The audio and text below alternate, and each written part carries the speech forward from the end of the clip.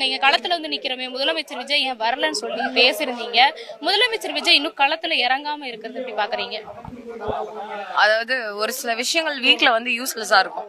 அது வந்து ஏன் எங்க அம்மா வச்சிருக்காங்கன்னு தெரியாது. ரொம்ப நாளா கொஸ்டின் கேட்பேன். ஞாபகமா இருக்கு இல்ல, அது ஒரு இம்பார்ட்டன்ட் திங்ஸ் ஒரு சில பேருக்காக அப்படின்னு வச்சிருப்பாங்க. ஜஸ்ட் லைக் தட் சிஎம் வந்து இன்னைக்கு தமிழ்நாட்டுக்கு அந்த பொசிஷனுக்காக விஜய் இருக்காருன்றதா நான் நம்புறேன். Because not only for this NEET abolition protest. இதுக்கு முன்னாடி சின்ன சின்ன பசங்க அதுக்கு போராட்டம் பண்ணாங்க. மக்கள் ரோட்ல இறங்கி கரண்ட் போனதுக்கு நான் ரோட்ல இறங்கி போராட்டம் பண்ணாங்க. ஒரு வார்த்தை, ஒரு பிரஸ் மீட்டு எதுவுமே இல்லாத ஒரு சிஎம் என்னை பொறுத்த வரைக்கும் ஒரு கையால் ஆகாத பொம்மை. அவரு விதத்துல சொல்லணும்னா டேஷ் அப்படின்னு சொல்லலாம், அவ்வளவுதான்.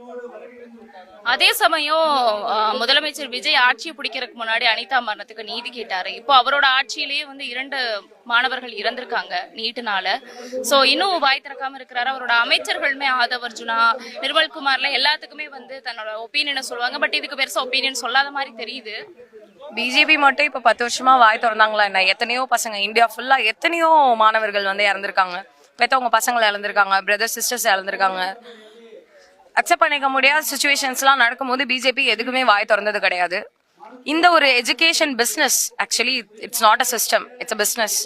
இந்த பிஸ்னஸை வந்து டு பி ஃப்ராங்க் சொல்லணும்னா ஒரு 3% ஆஃப் பீப்புள் இன் இந்தியா வாழணும்னு சொல்லிட்டு பேலன்ஸ் இருக்கிற எல்லா கம்யூனிட்டி மக்களையும் எல்லா மக்களையும் வந்து சப்ரெஸ் பண்ணி வாழ்ற இந்த ஒரு பேட்ரியார்கிக்கல் சொசைட்டில விஜய் மட்டும் விதிவிலக்கான்னு கேட்டா கிடையாது. மாண்புமிகு முதல்வர் Vijay is equal to Modiji, அவ்வளவுதான். 2 பேருமே ஒரு கார்பன் காப்பி, அவ்வளவுதான். மற்றபடி பெரிய டிஃபரன்ஸ்லாம் கிடையாது.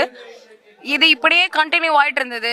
மக்கள் வந்து இவரை நம்பிட்டு இவர் கேள்வி கேட்பாரு, படத்துல வர மாதிரி இவர் நம்மளை காப்பாத்துவாரு அப்படின்ற ஒரு முட்டாள்தனமான ஒரு நம்பிக்கையில இருந்தாங்க அப்படின்னா அடுத்து வரக்கூடிய என்னோட பிரதர்ஸ் சிஸ்டர்ஸ் ஜென்ரேஷன் எல்லாருமே ஸ்பாயில் ஆகி நாளைக்கு தமிழ்நாடும் சரி இந்தியாவும் சரி ஒரு பார்க்கக்கூடாத ஒரு அழிவு நோக்கி போகுன்றதுல மாற்றமே கிடையாது.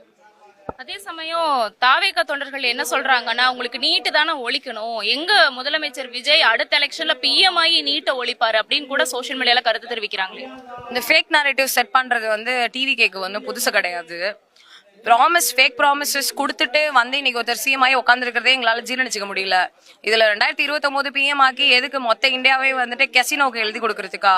We know what is happening mister CM Vijay sir.